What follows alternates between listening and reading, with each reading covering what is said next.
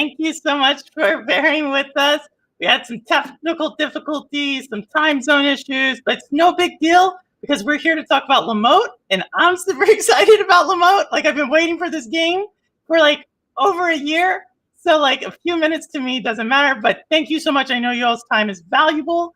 And so just huge kudos for just sticking through with this. Also, before I bring the devs back over, I want to say a huge shout out to the entire community. If you notice up there, I have a YouTube custom URL, www.youtube.com/shades of purple. And this is all because of, the community. So thank you so much to the content creators, who really built the foundation for the Stadia community, for someone like me to come in, the ones who are still maintaining it, the content creators who have been like kind of my peer group as I've been ramping up and just giving me super constructive feedback, and also just the gaming community. You all know it's not just about Stadia. It's all about playing, no matter where you are, how you're playing, as long as you're playing. It's my, just kind of ethos that if more people are playing, the world's a better place. So thank you also to, the PlayStation crew, as well as the Xbox crew. You all know who you are. I've been in your chats a few times, but I cannot be more thankful to just everyone who's just been able to just be supportive, tolerate myself in chat, and also tolerating, sometimes when things don't go the right way, for just a number of things. But with that said, Shades of Purple isn't really about purple. It's about the people that, make purple smile, and that's content creators. And today we have a super special treat because it is about game developers. And y'all know I am a huge puzzle fan. So I am super excited to bring these developers on, and have them explain themselves. No, have them describe what they did. And then we're going to see the game. We're going to dive deep into maybe their journey in developing that game, as well as just, the struggles about developing the game. Hint, it's a husband-wife duo. So a lot of times they can't even cook together. I knew my mom and dad couldn't. So kudos to them for putting together an amazing, awesome experience. Last but not least, I know a lot of people out there like to get into the nitty-gritty about the technical side of things. There's an amazing interview that was done by Stadia North earlier this month, led by MM2K, John Scars, and Ninja Guy X. I've linked that interview down in the description. So if you want to go get some of that information about things about porting or about publishing, go ahead, link that there. It's all about building the community. And I am super excited now to bring in the guest for today's show. Hey! How are y'all? How's it going? Good. So, everyone, this is Michelle. Michelle, raise your hand. Oh. Thank you. And Kyle, I guess you're the other one in there. I know. I was just telling them you all are in Mexico. You deserve an amazing vacation in Mexico. When anyone goes to Mexico, y'all were like, it's no big deal. I go into a different world when I'm there. So thank you all for remembering to come on and just remembering just someone like my channel. It's super awesome to see you all. But with that said, can y'all both kind of explain, for one, what Lumote is, but more importantly, what was your involvement in your role in bringing this game to life?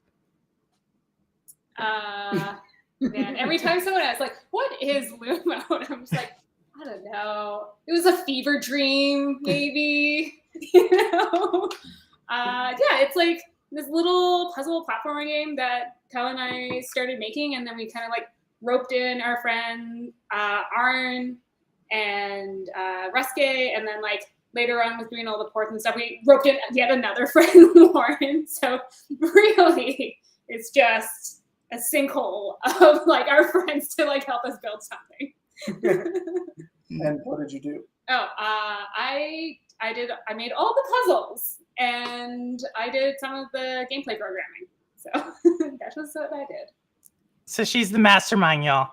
Yeah. That's what you say. Maybe I should explain myself. You're like, oh, not to be serious, but kind of. Some of those puzzles.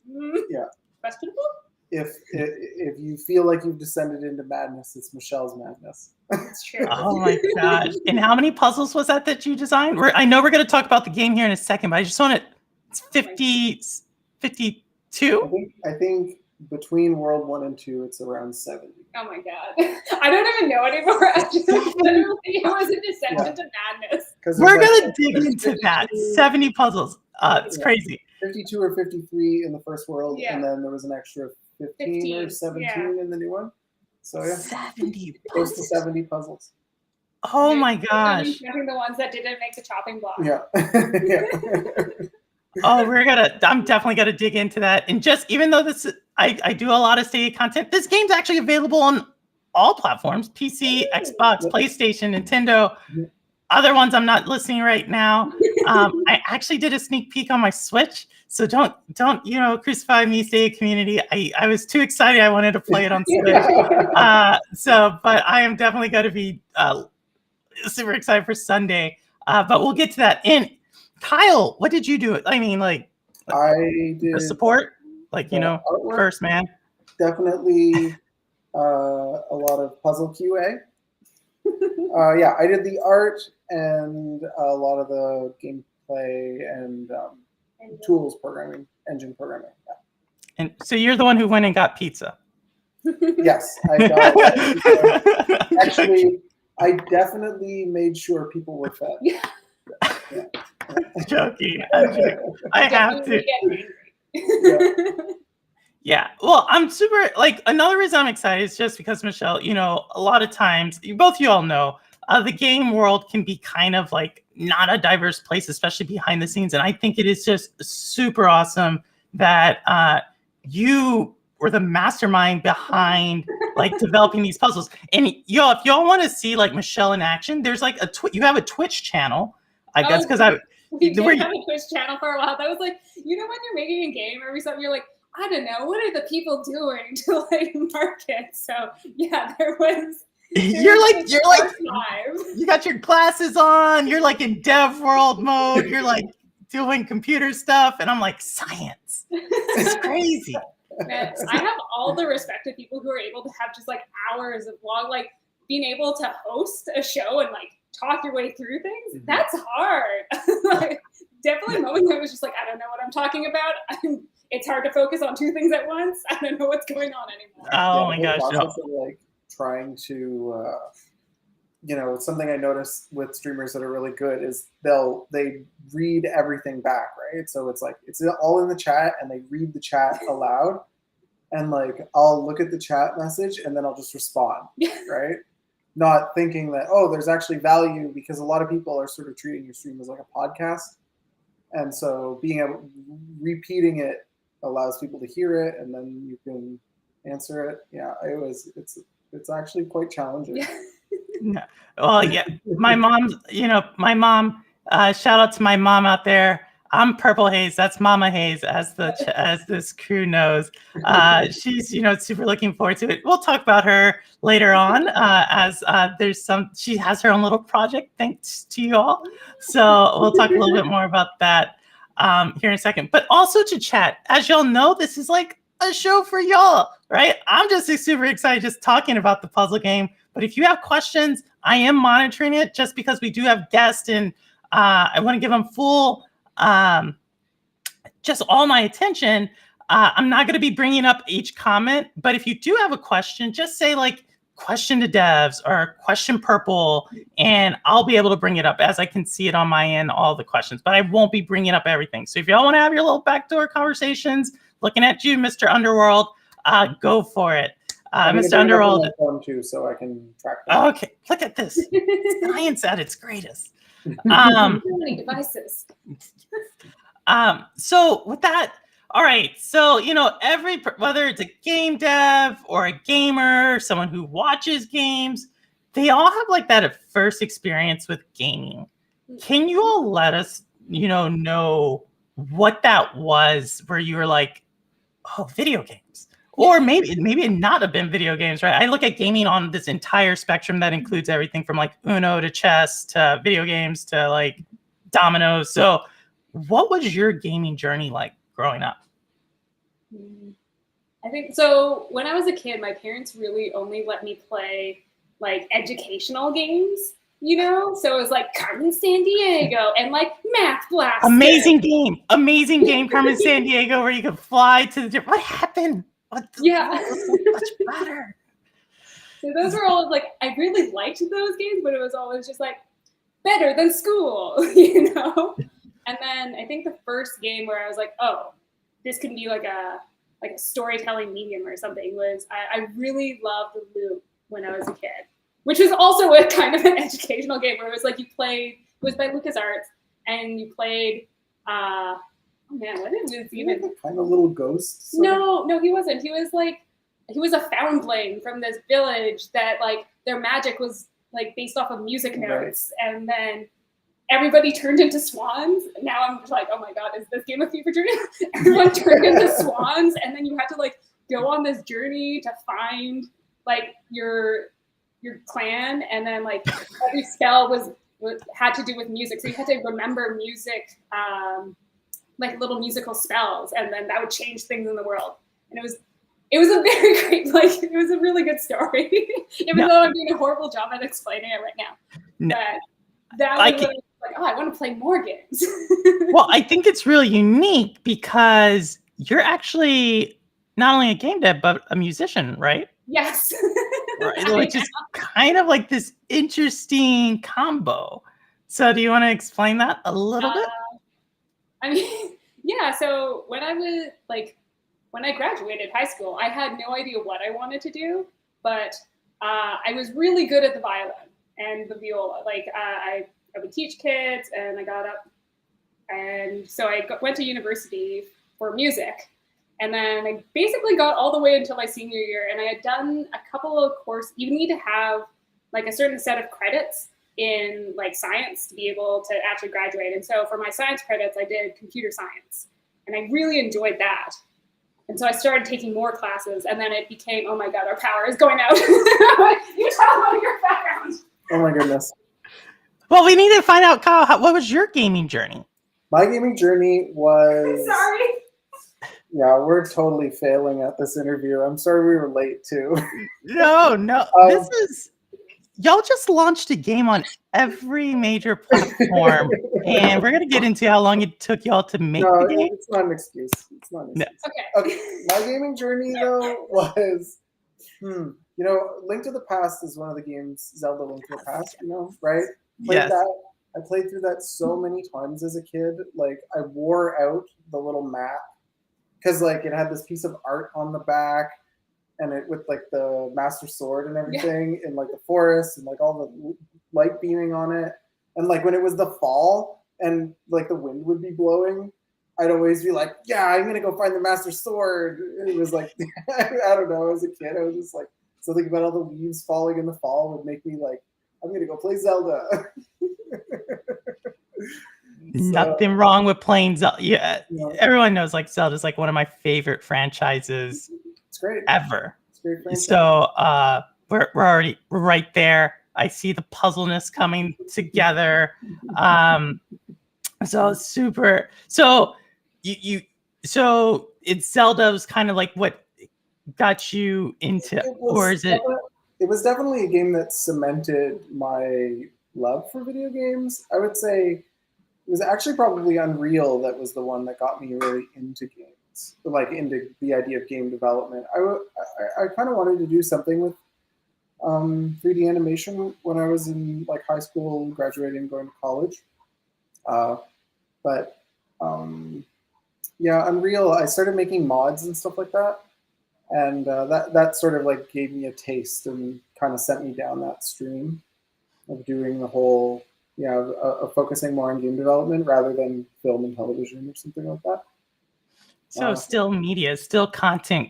Something you were always in content. It seems like. I was always like a creator. I mean, there was lots of this stuff was all really just emerging. Like when I was a kid, right? Like Jurassic Park was like a big influence as far as just like the idea that like there was like computer animation and stuff like that. It was like that was Don't ruin this for me. Those are real dinosaurs. that was like something that was like a really big one that drove me down that path of you can like make art with computers and stuff like that, right?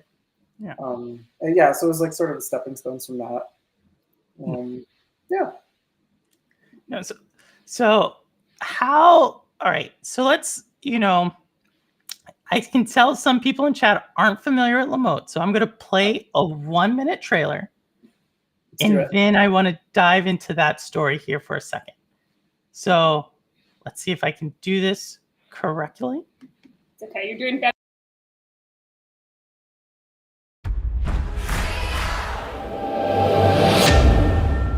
Wyatt.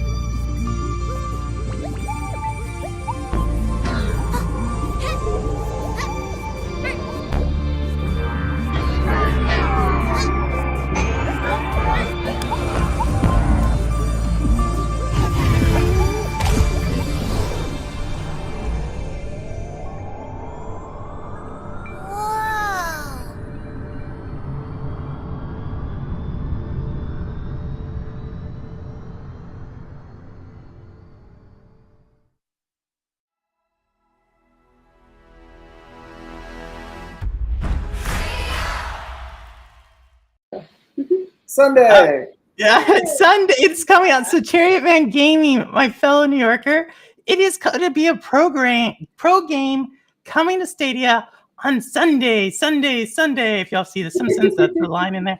But so yes, I'm going to be streaming this on Sunday. I love the pressure of like trying to solve puzzles and frameworks in front of people. So we'll see. But all right, so we see this squishy little like double hopping. I love that double hop, by the way. I told you I already played the game. Double hopping like character, super fun. How did this start? Like when you were, Michelle, when you were like looking for a Kyle to be in your life, were you like, can you build a game? Can you build it? Like, was that how it is? Or like, how did like just an interview process? Could I get your resume, please? To Yes. Do we have complimentary skills? I mean, wait, is this a question of how we met or like how the game came to be? Ooh. Is it similar? Well, no, because like I mean, we've been like we were moved in together by the time. Wait, no, were we already married when we started talking about Lumo? Yeah, we were married for like 2 years. Yes, and we always like to, because we're both in computers. We love games. We always kind of like spitball ideas back and forth, and we're kind of like we live in Vancouver, which is like beautiful mountains. Beautiful. If y'all have not seen Vancouver, chat, it's like this beautiful, like it's not the Emerald City, right? That's Seattle, but it's like this island surrounded by mountains. There's like elves and billy goats there. It's crazy. So it's true. Birds help me in the morning when I need to get dressed. So, but we were going for like a forest walk, and we were just like talking about like game ideas, and there was the Unreal Game Jam that was coming up, and so we were like, you know what? Let's do that. Let's like build a game for that. And then through our game actually won the Unreal Game Jam, and we really liked one of the winners. One of the winners, yes. There was 3 different winners, and we were one of them. And we really loved the idea so much. The theme was like Bump in the Night. So when originally it was like when you jumped, Lumote started off as like a little cube. When you jumped, it would like send out a light wave, and that would wake up things around you. And like from there, it was more of like a dungeon finding game. But yeah, we love the idea so much that we're like, we should make this a full game. 7 years later, it's finally done. But I do want to say, how big was your team building this game? Oh, it was like just Kyle and I to start, and then we got Aaron to come on maybe like About a year into it. And then it took us for a while, but we finally got Reske, who's our audio guy, and he like joined us in like around like the last 3 years to like shout audio in. Actually, it was 4 months from Aaron because we did it in October. Oh, I thought it came later. We did it in October for the Halloween game jam, and then it was January when all the other stuff that we were working on fell through, and Arm was like, "Screw it, this is cool. Let's do this." I love it. I mean, I think work always good. No matter what happens, is like when you're doing it with like friends and people you've known for a while, it just like brings you closer. Yeah. So it was this bump in the night, which sounds not like Lumote today. Like when did you make this pivot from bump in the night to it's like kind of underwater world type? But I don't really know where Lumote lives actually, but it's definitely not bumping in the night. It definitely, the idea of like this underwater kind of world actually has been around since the beginning, but it took a lot of different forms. There was more of, for a long time we had this idea that all these creatures would be made of crystals, so like the whole thing was going to be sort of like a not fleshy life forms, you know. It taking place in this sort of like underwater volcano was kind of where these ideas came from. So yeah, I mean, I guess one, it was like not very cute.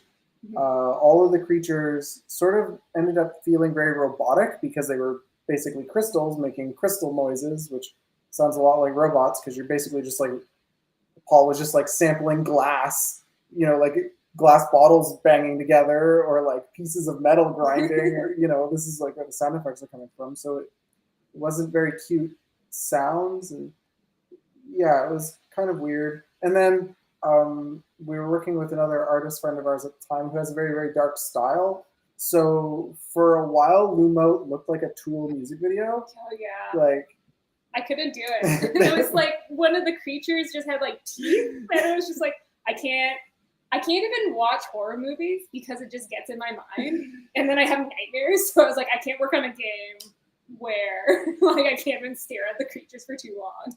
Yeah, there was another creature we didn't end up using, but it was like this crusher thing. So kind of like Mario. Yeah, like the crushers in Mario. So you kind of pass under it and it would crush things. And that thing was like this floating thing, kind of like the jelly, but it was like a big, like rectangular chunk of rock with like these weird like meat tentacles and like stone like things. Yeah, it was really weird. It was really weird. So that didn't work out. And then I kind of just like went back to the drawing board on my own. We also worked with Jake to do some concept art. That's right, Jake. Yeah, we worked with two friends of ours, Jake Collins and oh my god, I'm forgetting the other guy's name. It was just Jake. No. There was another concept artist, and he's gonna kick my ass because we are friends.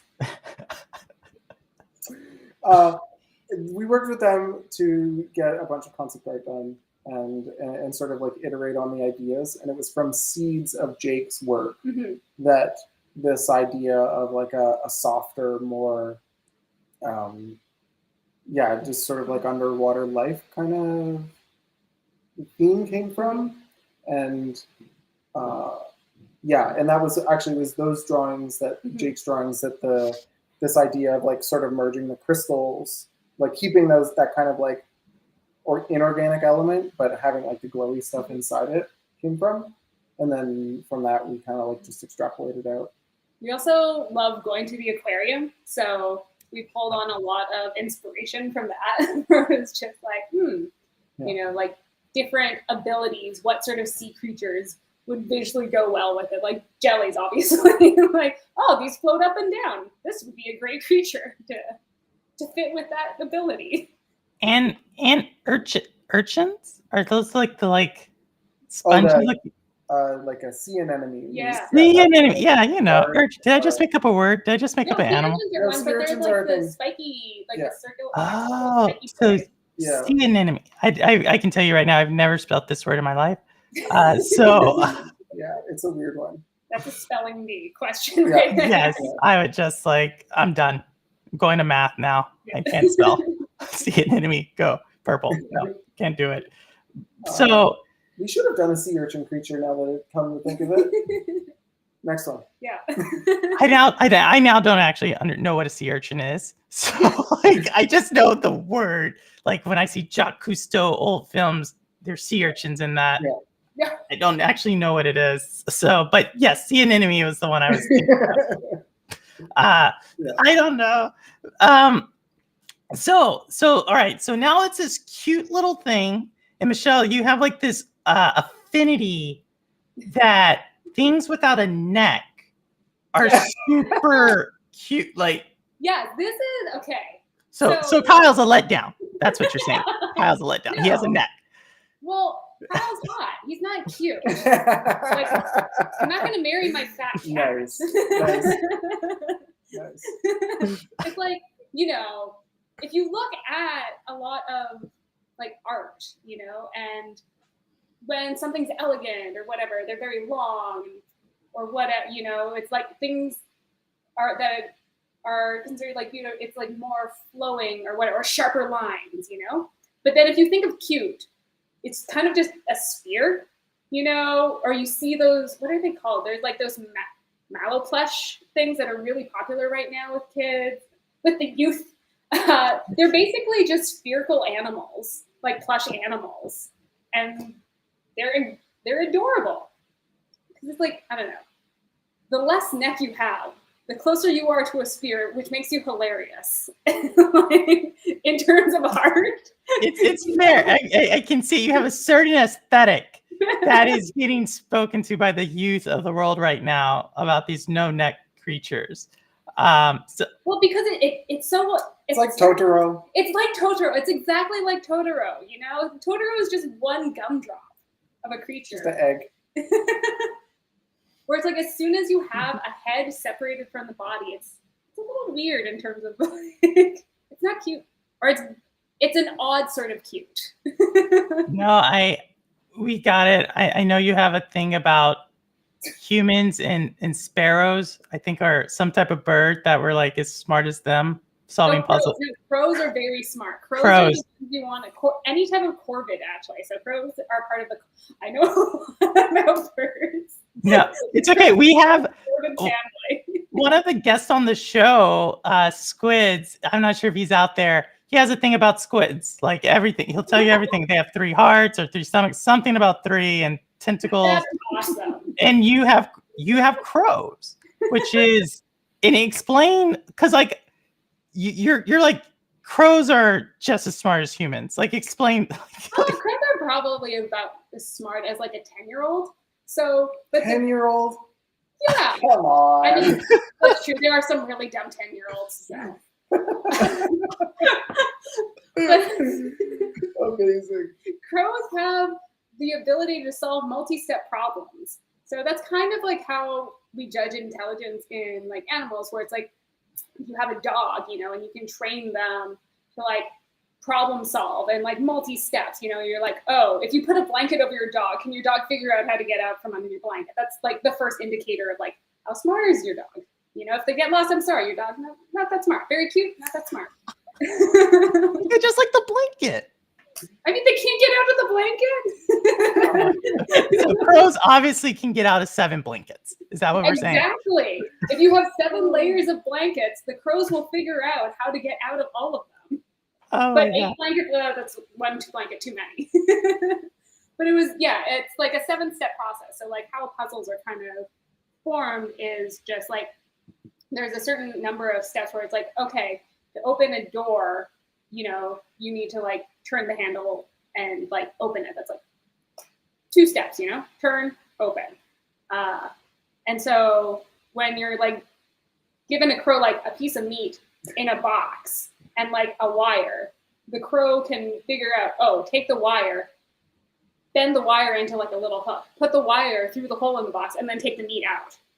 So those are like 5 steps, let's say. I didn't count them. But that's like, they can figure out all the many things that they need to do. And so humans are kind of the same. When you build a puzzle, it's like, how many steps to get a person out of like one of the puzzle rooms? So it's just like, oh, put Dumbat onto switch. That's like a single step puzzle. So that would be the simplest puzzle that you would use to introduce somebody to a new concept. And so every time you have a new concept, you want to make sure that like the number of steps they're doing is like under 5. And you also want to have them try to like redo the same sort of thing, like in groups of 3, because like humans are really good at memorizing like groups of 3. So it's like a lot of puzzles. It's like, oh, I teach you to put it like a Dumbat on like a switch once, and then like the next few puzzles are reiterating to be like, okay, you're putting it in again, but in a slightly different way, and that's how you build those connectors of like, oh, see switch, put Dumbat. No, interesting. So I'm about to ask you, I also in my mind, as you were talking about crows, it made me think of Alfred Hitchcock's Birds, totally different. Like, I'm like, oh, wow, there's maybe some truth to this. So don't you worry. Praise the crow overlords. Or maybe you should worry. Yeah, they're benevolent. Crow, the benevolent crow. Oh, that sounds such like a good book. So one of the things I was going to ask, so I actually played the Switch game because even though I'm super excited about this pretty game, this cool chill vibes, puzzles, puzzles can kind of go like, well, is this like, it's like an easy puzzle, like those puzzle games where you're like, okay, I can like, you figure it out 1 or 2 steps, maybe some alterations to that. So I played the beginning of your game and it was like, the first half, like, before he kind of looks up at the entire like world, and she's like, oh, there's actually some pretty hard puzzles in your little introduction section that you have to think. So my question has to do with like, as you're developing a puzzle game, how do you know, especially one with 70 levels or 52, what I still don't know, Yes. How do you like think about developing these as they get harder and harder? Like, what are some of the things that go to your mind as you're like, all right, I want this to be solved, but I want it to be hard. But at the same time, you want it to be so, you know what I mean? Like how did you go about that when building this game? It kind of goes back to like the amount of steps it needs to take a puzzle. Usually, and like, what are you trying to teach somebody? So you have a certain set of each creature, each mote has an ability, and that ability can be used in like a specific set of ways with its environment, with Lumote, with what other creatures within that region can do. And so each room is actually trying to teach you a different way to use that mote, at least in like the first world and the second world. By the third world, things go kind of crazy. I went insane and I made very hard puzzles. I'm sorry. Hey, I'm excited. Like at that point, it's just like, all the things. Now it's like, how do you use the tools at your disposal to figure out how to get to this other area? And so, yeah, it's like each room, and it's also building. This is actually one of the things. So when we first started making Lumote, we actually thought about making it into like an open world, like Metrovania style, where you're able to like go somewhere and then you gain a new ability and you come back and then you open new rooms and everything. But that's actually really hard to control difficulty curve, because you don't know if somebody's going to manage to get themselves into a specific area of the world where they actually haven't learned the skill set yet. So you either need to make everything really easy, or that's kind of it. You kind of just have to like make a lot of things really easy just in case and hope nobody gets stuck somewhere. Otherwise, it kind of ruins the experience for them. So what we ended up doing is just like deciding to, because we wanted to teach the like have it more complex of a puzzle game, we decided to make the first world linear, so that you are learning like the basics of the world and how things like how the power in the world flows. Because so in Lumote there's like red power and then there's blue power, and Lumote power, Mastermote power, and depending on what power is controlling a mode, they have a different ability. Usually it's the reverse of what their thing is. So like worms, they'll like go up or they'll go down, depending if it's Mastermote or Lumote. Or like the guards will shock you and that sort of thing. And so being able to slowly introduce and reaffirm things that were taught in previous rooms, that's kind of how you can like build up and like teach people sort of like, this is the rules of the world, and that becomes instinctual for them. So it's like by the end, you obviously like when you first enter a room and you see worms, which are they're basically are kind of like up down creature. When you first see them, you're like, I don't know how these work. How do I put like if I put this much power into it, how much does it go up? If I don't, like how much does it go down? It's that the first step of the problem, like that's the first step is just like very hard. But then by the end of it, you're so used to them, it becomes second nature. You're like, put dump back here, power's on, keep going. Like you don't even think about it as something. So yeah, that's kind of how you would build, like how I built the puzzles and how I was trying to train people within our rule set of the world. I can already tell chat's like, oh, this is not no kids game. They're like, this is serious, which I love. Like, I'm like one of those people who's like, I'll just pick up a Rubik's Cube just to see how fast I can do it, like in stuff. And so I'm super excited about this because I've not had a solid puzzle game in some time, right? Well, I hope it like lives up to your expectations. Oh, it does. I may not be a crow, but I'm fairly certain I can give one a run for its money. So we'll see. We'll see how it goes. So, throughout any project, a lot of times, things don't make it into the final product, right? Like you start off really big, and then you kind of are like gradually cutting and refining and cutting and refining. Are there any of those things that you were like, I wish we had put it in, but we didn't? Or no, you were like, no, it's exactly like we wanted it? Actually, some of the puzzles in like, so when we first released Lumo, we had like the whole world, like playthrough 1, and then like in playthrough 2 now, that's where you have the new 15 puzzles that I made. And a lot of those puzzles are puzzles that got left behind because they didn't actually fit into the flow of the world to teach people like how to play within the game. So it would have, by adding that puzzle, it would have been too hard, or it would have been too repetitive or something. Like it wouldn't have worked well with the flow. And so they didn't make it in. But because now we have this second playthrough world, a lot of them got to go in there. So second life for them. That's amazing. I love it. And one of the things I didn't hit on, but what's really cool about this, and Kyle, I think you can speak to this a little bit, is that you had to like kind of build this game old school style, right? Like you actually built a custom game engine for this game. Mm-hmm. Yeah, we did that. Like, yeah. Cool. We were originally using Unreal, and we were just having some struggles because there were some things that weren't ready at the time, because we obviously started with the very first the game jam's called Make Something Unreal. It was Epic's game jam. This was the very first one they were doing. The Unreal Engine 4 was just out, and their whole new, big splash, opening up all the code available to the public and everything. So there were actually some features that weren't really working well for us and were causing us some problems. Art and I, in the past, how we met was working on the custom game engine that was used for Sleeping Dogs.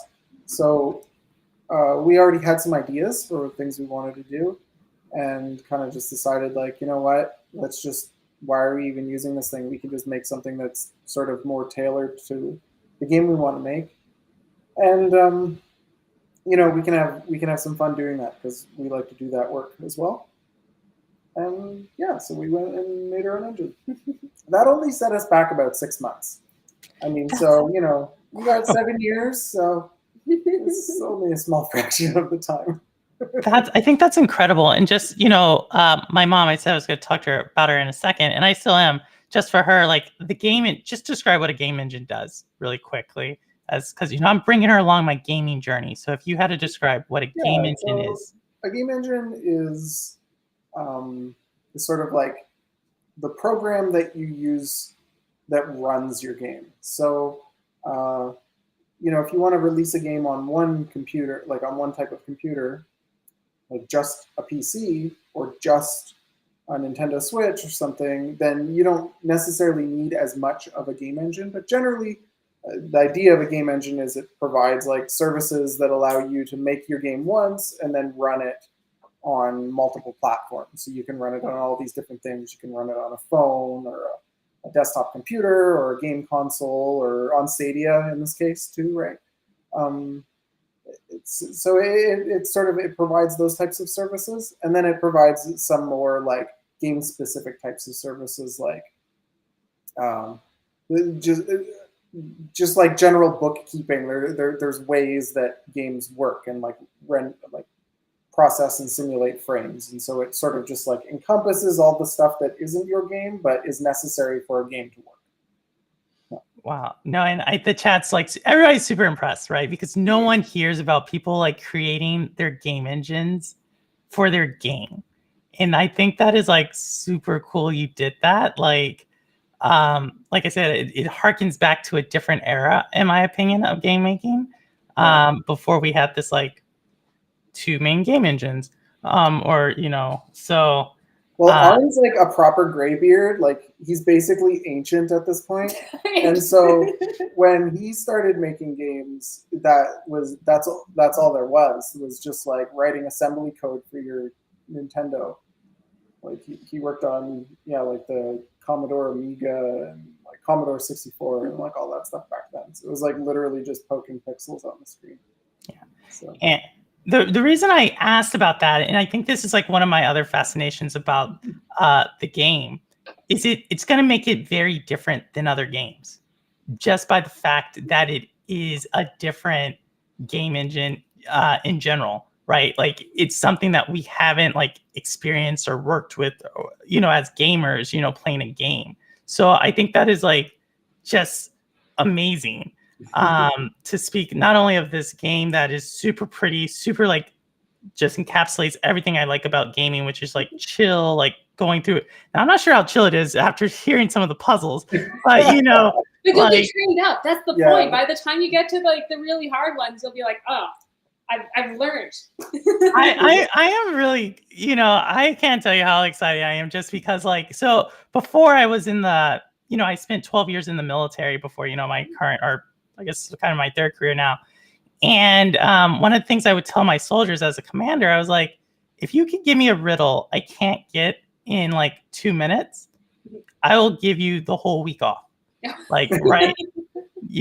Or like if you can beat me in chess or whatever. And after 18 months, no one ever got the week off. They never came close. So I'm really, because riddles are like once you kind of can work through them, once you kind of understand the framework. So I'm super excited because it's like I haven't seen this, I haven't experienced this, and it's a challenge. And I cannot explain how excited I am. And then hearing the fact that this was like kind of solving a puzzle, just creating the game, right? And creating this game engine. It just brings like so much more to like how much I hope, people who are playing it have an appreciation for what went into it and how unique this actually is given this current landscape of games.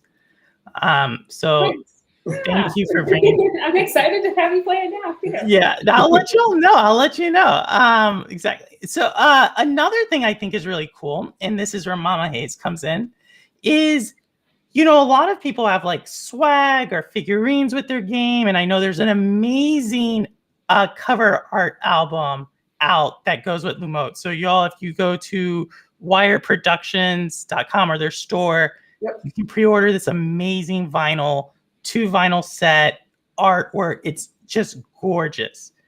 But if you're someone who really wants to like be a little bit closer to your own Lumote, like y'all did something really cool, right? Yes, Michelle made a crochet pattern. So we don't You sell made much. it. You made it? Yeah, I made it. Oh my god. So this is so because this is obviously Mama Hayes as well as Thea Hayes, you know, all her sisters, they're all like getting their crochet game up to make this little remote. So for chat, if you go to the Luminosum Games, so that's the company y'all created, you founded, that created Lumote. You can see this crochet pattern, so you can actually create your own Lumote crocheting, which I think is just super cool because it kind of is an extension of the game in a way. Like, right? Like, and I don't know, like, where did that idea come from to create this? Like, where the player or whoever can take this a little bit further, not just in the video, but the actual physical world. We did. Lots of people asked for plushies, and because it's such a cute little character. Every time we would go to like show our game somewhere, or someone would be like, "Oh my gosh, it's so cute! Can I have one?" Just like, we kind of looked into getting plushies made, but it's just like, if you want to produce like swag, it costs a lot of money, you know, and you have to get a large amount of it. Yeah, small runs are like so much more expensive. But it's also, you still have to like design what it is you want to get made. You have to go through this whole process, and it's just like, we're like such a small team. At the start it was Caroline, and then like even just adding Aaron and Reske, it was like 4 people. We weren't working with Wired at that point. We were still just like totally indie solo. And Kyle and I had taken up crocheting because we sit at the computer all day, and I thought it was important for us to have like a physical creative outlet. So I was like, let's do crochet. I think it was just because like I had tried knitting before and I wasn't very good at it, but I heard crocheting was like easier. So I was like, okay, this is going to be the thing. Like physical, we can still do it while like watching TV in the evening. And it's like, it's a good little thing to do. So Kyle actually, he like crocheted me a little hat, and he has his own little hat too. And so when we were thinking about doing plushie, it was like, oh, we could do like a crochet Lumote. And I had originally reached out to somebody online who like does patterns, and I was like, oh, you know, we're like this indie studio. I'd be willing to like pay you to create a crochet like pattern. I love like the patterns that you've already done. But then like when she came back to me, she was saying she wanted like, what was it like? It was like more money than we had spent on Lumote. She wanted like 10 grand. Yeah, so it was just like, I love your work and I understand it takes a lot of effort, but no, I'm going to make this myself. So Nice. I basically spent like a weekend making a pattern. And then I made like one, and then Kyle helped me like make it into like nice little PDF. And then we sent the PDF to his mom, and his mom made one. She made huge ones, like the size of like big bed pillows, like huge. Yeah. Huge. Wow. So I think I've seen my mom, she's on the little one, right? You give us 2 sizes, she's like, I'm just doing the little one. And then but she's super excited to dive in. So definitely, you know, shout out to Mama Hayes and her sisters who are all kind of like, you know, playing around with this and stuff. You definitely have given them that's awesome. Something else to just like connect, and they're really excited to play with it.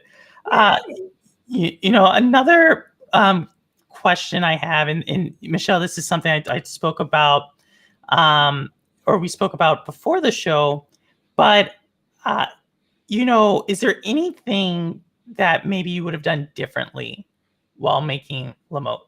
specifically with your time. And I just want to say, like, I think you've created a lot in the world. So super kudos to you. But I just want to know if you wanted to talk a little bit about that, because I know it is an emotional journey. Yeah, and I guess like for anyone that doesn't know, so like I lost my dad while we were in the process of making Lumote, and that was sort of one of the things that I was just like, and even before, where I was like, oh, I kind of wish I had spent more time with him, but at the same time, I knew he was always really proud of like our business endeavors. Kyle and I, like my dad, he was actually he was a doctor, but he did his undergraduate in computer science. And like when he was doing computers, it was like straight up punch cards, like in machines. Like I remember seen these have like boxes of these punch cards. But I think part of that, like I'm never one to be like regretful of things, because I think everything in your past is something you learn from. And through our experience with like Lumo, we have built a better like work-life balance, you know, where it's just like, there was a while where we were just like, we were getting really burnt out because we were working on it like so much. And it was just like, what are we doing, you know? Mm-hmm. And so because of that, we're much better now with just being like, okay, work this amount of hours, but make sure like weekends are ours, or like go and do, like we're in Mexico right now, but we're still kind of working. But it's just like, we have this balance of like, okay, I'm going to enjoy life while you still can, you know? And I think that's, but Lumote is also part of that, where it's just like, we had jobs before and we decided to take that risk of like making a game, you know? It like having that balance of being like, okay, I'm not gonna stay safe and do, you know, one job, one thing. I'm gonna try and like build something, whether it's like experiences with like someone you love, or whether it's like something cool that people that you never met can enjoy, and like build like little relationships. Like you and your mom can like now talk about Lumote and this troll crochet thing, and it's like amazing. It's like such a cool thing to be able to be like, yeah, I made something that like strangers I don't even know are like enjoying.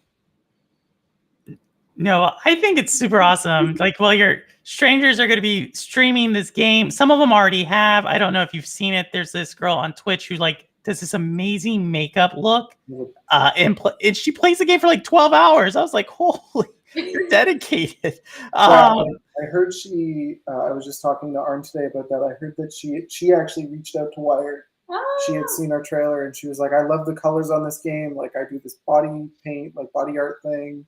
You know, can we like work something out? Yeah. So we only saw the beginning of her stream. We were really busy that day. We need to go back and check the whole thing out because I never got to see the final artwork.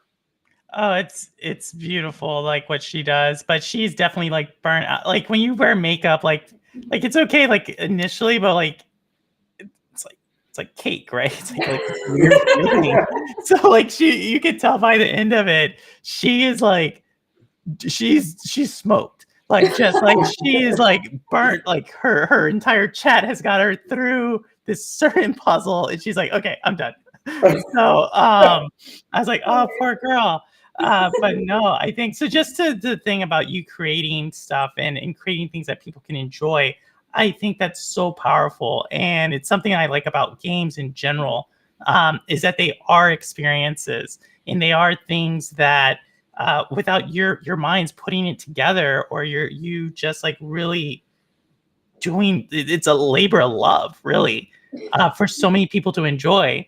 And I said it earlier, I don't care where people play games, you know, like, yes, I play Stadia. If y'all want to play Lumote, go just down in the description. You can like sign up for Stadia Pro and you'll have it on June.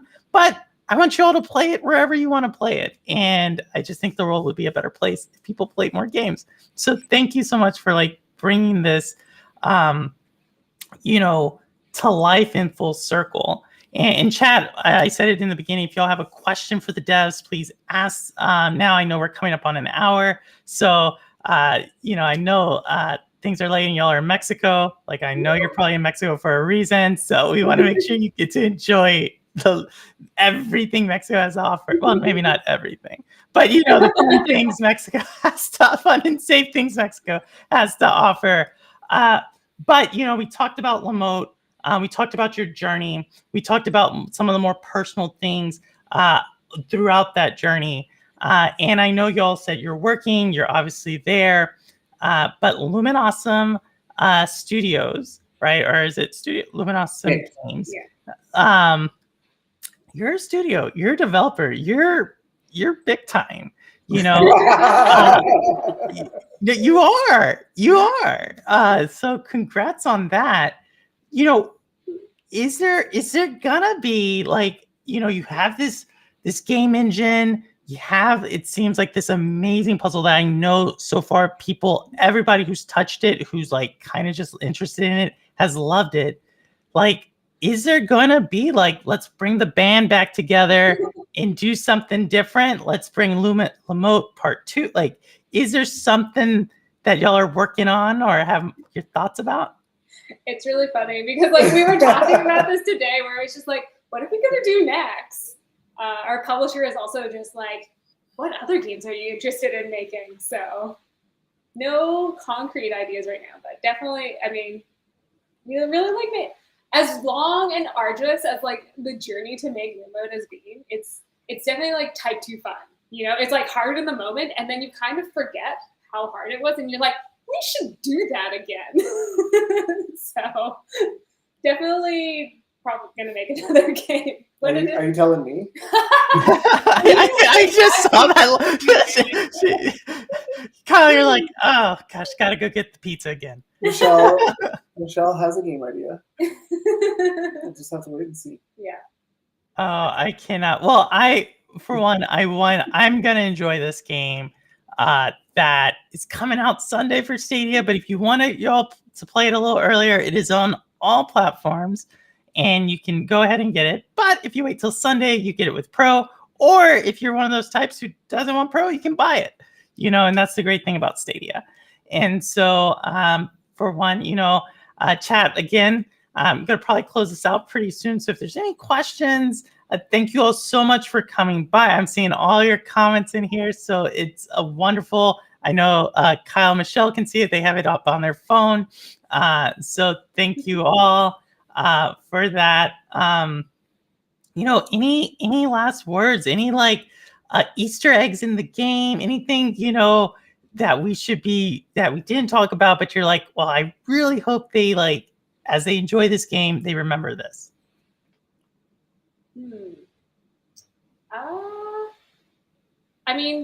One of the things that is always just a little, not really secret, but something that got left in is just if you are a speedrunner, there's always a fast route through puzzles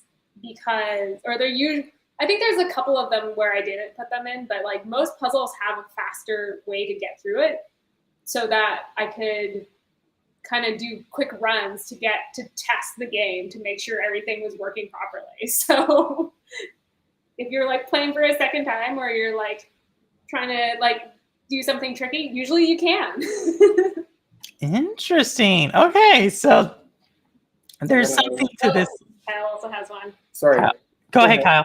I was going to say that in every tower, when the camera's pulling out, each of those towers is a story beat. Oh, and Michelle has actually painstakingly pixel arted little hieroglyphs kind of telling the story. And it just looks like stuff if you're just to the casual observer, but there's little hearts that move down, and there's some little story beats. The story is very light, but there are some story beats, and they are in there by way of giant pixel art. I'm super excited. So this is as we complete. So for everyone, when you come into the game, just starts up. If you have you're just going to be in the game, you're just in it, and it's all one continuous thing. So there's not a load up screen. It's you go through the little flower, or I don't know what you call the official term. Flower gates. Yeah, the flower gate, and you're in the next level. And the whole point of the game is to open up the flower gate to get there and open it and go through it. So you can actually see the entire world of the game basically from the get-go almost, right? Most of it's red and you're trying to turn it blue as you go through the world. But what you're saying is like there's like art, there's like a story that goes on throughout the game. Is that Yeah, so at each of the towers? Yeah, so when you finish a region, like and it goes, the camera's pulling out. So in that little sequence, there's actually like, it starts out as you wouldn't necessarily think of it as like a picture, but as you progress, you're going to notice that there's elements in each of those areas that sort of make little artwork that sort of tells the story. Yeah. No, I think that's so. I'm excited. Like you've given me something. You've given me so much, and I just want to say thank you both for just so much hard work. Thank you for bringing this to life. Thank you for this conversation. Thank you for giving me something else to look forward to in the game. I am just super appreciative of that, and I look forward to letting you all know, as I make my way in it, but also as you all grow as developers and continue to bring us many moments to just maybe not take the world as seriously as some people do. So, well, thanks so much. Yeah. Thank you all. So nice. Very appreciate you giving us a little extra time at the beginning there. No worries. Thank you. Especially now that we know you're in the military. It's like you're like, you probably see my Discord conversation. It's like martial. So we're gonna close out now, everyone. Thank you again. I'm gonna do a cutscene, and then Kyle and Michelle, if you could just stay on for a little bit backstage, and we'll just talk maybe for a few minutes, and then I'll let you go on your way. Awesome. Awesome. Yeah. All right. Thanks so much. So much. Bye, everyone. Thank you.